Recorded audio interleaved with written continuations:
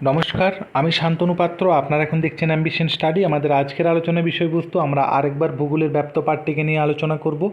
এটা হচ্ছে আমাদের 26 নম্বর ব্যাপ্ত পাট্টিকা বা লেসন প্ল্যান, যারা B.ed নিয়ে পড়াশোনা করছেন এবং ভূগোল যাদের সাবজেক্ট আছে তাদের জন্য। অলরেডি আমরা 25টা লেসন প্ল্যান আপলোড করেছি, আপনারা প্লেলিস্টে গিয়ে দেখে নিতে পারেন। আমাদের এটা অষ্টম শ্রেণী থেকে নেওয়া। লেফট সাইডে যেমন আছে লিখুন, রাইট সাইডে আমরা লিখেছি বিষয় ভূগোল। একক হচ্ছে মেঘ বৃষ্টি, উপ একক হচ্ছে মেঘেদের পরিবার, 2 নম্বর মেঘের সৃষ্টি, 3 নম্বর বৃষ্টিপাত। আজকের পাঠটা আমরা নিয়েছি 3 নম্বর উপ একক অর্থাৎ বৃষ্টিপাত থেকে। শিখন উদ্দেশ্য কি? সাধারণ শিখন উদ্দেশ্য শিক্ষক শিক্ষার্থীদের মধ্যে জানার অভ্যাস গঠন করে। এইভাবে দুটো পয়েন্ট আছে, এই দুটো পয়েন্টকে আপনারা লিখবেন। বিশেষ উদ্দেশ্যের মধ্যে জ্ঞানমূলক, বোধমূলক, প্রয়োগমূলক এবং দক্ষতামূলক। আমি বোধমূলকের পয়েন্ট দুটো বলছি। বৃষ্টিপাত কীভাবে হয় তা ব্যাখ্যা করতে পারবে। দ্বিতীয় নাম্বার হচ্ছে পরিচলন বৃষ্টিপাত ও শৈলক্ষেপ বৃষ্টিপাতের পার্থক্য নির্ণয় করতে পারবে। প্রত্যেকটার জন্য দুটো করে পয়েন্ট আছে, এইভাবে আপনারা এখান থেকে পয়েন্টগুলো লিখতে পারেন অথবা নিজের মতো করেও লিখতে পারেন। পাঠ সহায়ক উপকরণ কি থাকছে? সাধারণ উপকরণ চক, ডাস্টার, ব্ল্যাকবোর্ড এইভাবে থাকবে। বিশেষ উপকরণ আমরা নিয়েছি বিভিন্ন প্রকার বৃষ্টিপাতের একটি চার্ট বা মডেল। শিক্ষণ পদ্ধতি নির্বাচনে থাকছে শিক্ষক মহাশয় পাঠটি তুলে ধরার জন্য পাঠের উপর কয়েকটি পূর্বজ্ঞান সম্পর্কিত প্রশ্ন জিজ্ঞাসা করে শিক্ষার্থীদেরকে মনোযোগী করে তুলবেন এবং যেমনভাবে আছে এইভাবে আপনারা লিখুন। আয়োজন স্তর কি? পাঠে প্রবেশ করার পূর্বে পাঠ রিলেটেড কিছু প্রশ্ন তাদেরকে করা হবে, সহজ প্রশ্ন, যারা সেটা তারা উত্তর দেবে এবং এইভাবে তারা এগিয়ে যাবে। যেমন পূর্বার্জিত জ্ঞানের ভিত্তিতে এটা কিছু প্রশ্ন করা হয়েছে। যেমন ফার্স্ট প্রশ্ন হচ্ছে আমাদের দেশে কয়টি ঋতু আছে? তারা উত্তর দিয়েছে 6টি। এই ধরনের কিছু সহজ প্রশ্ন তাদেরকে আপনারা করবেন।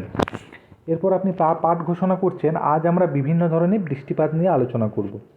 আমরা চলে আসছি উপস্থাপন স্তর নিয়ে। বিষয়বস্তু কি? আমাদের সবচেয়ে পরিচিত অধক্ষেপণ, অর্থাৎ এই যে বিষয়বস্তুটা, এই বিষয়বস্তুটা আপনি জিস্ট আকারে পড়বেন এবং নিজের মতো করে এখানে লিখবেন। বৃষ্টিপাত সাধারণত 3 ধরনের: পরিচলন বৃষ্টিপাত, শৈলক্ষেপ বৃষ্টিপাত, ঘূর্ণপাত বৃষ্টিপাত। এইভাবে লিখবেন। এটাকে আপনি আর একটা পেজ বাড়িয়ে নিতে পারেন, তখনও এই একই রকমভাবে এইরকম লিখবেন বিষয়বস্তু শিক্ষকের আচরণ, এবং সেখানেও বিষয়বস্তু আকারে জিনিসটা থাকবে। শিক্ষকের আচরণ হচ্ছে আপনি কিছু প্রশ্ন করবেন বিষয়বস্তু থেকে, শিক্ষার্থীর আচরণ তারা সেখান থেকে উত্তর দেওয়ার চেষ্টা করবে। ব্ল্যাকবোর্ডের ব্যবহার, ব্ল্যাকবোর্ডে বিভিন্ন প্রকার বৃষ্টিপাতের চিত্র এঁকে দেখাবেন। এখানে পরিচলন বৃষ্টিপাত এঁকে দেখানো হয়েছে, আপনারা একটা পেজ বাড়িয়ে সেখানে শৈলক্ষেপ বৃষ্টিপাত এবং ঘূর্ণপাত বৃষ্টিপাত এগুলো কিন্তু দেখাতে পারেন। উপকরণের ব্যবহার কি?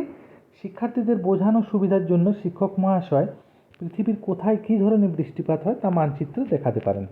মূল্যায়ন স্তর হচ্ছে আজকের পাঠ শিক্ষার্থীরা কতখানি আয়ত্ত করতে পেরেছে বা বুঝতে পেরেছে, তার জন্য পাঠ সম্পর্কিত কিছু প্রশ্ন এখান থেকে করা হবে শেষে মূল্যায়নের জন্য। যেমন পর্বতের অনুবাদ ঢালে কেন বৃষ্টির ছায়া অঞ্চল সৃষ্টি হয়েছে। দ্বিতীয় পয়েন্ট হচ্ছে নিরক্ষীয় অঞ্চলে বেশি বৃষ্টি হয় কেন। 3 নম্বর পয়েন্ট হচ্ছে শরৎকালে ক্রান্তীয় ঘূর্ণবাতের প্রকোপ বেশি দেখা হয় কেন। এর পরের একটা পেজ আপনারা বাড়িয়ে নিতে পারেন গৃহকাজ বলে। আজকের পাঠটা কতখানি বুঝতে পেরেছে সেটা জানার জন্য কিছু অনুসন্ধানমূলক প্রশ্নের মাধ্যমে তাদের গৃহকাজ দেওয়া হবে। সেখান থেকে 3 থেকে 4টি প্রশ্ন তাদেরকে আপনারা করতে পারেন এবং অনুসন্ধানমূলক হবে। এটা কিন্তু বিষয়বস্তু রিলেটেড কিন্তু প্রশ্ন হবে না। এই প্রশ্নটা হবে পাঠটা তারা সত্যিই বুঝতে পেরেছে কিনা, তারা চিন্তার জায়গা থেকে তাদের কিন্তু অ্যান্সারটা তারা যাতে দিতে পারে সেই ধরনের প্রশ্ন আপনারা করবেন। ধন্যবাদ ভিডিও দেখার জন্য। ভালো লেগে থাকলে লাইক, শেয়ার, কমেন্ট করবেন।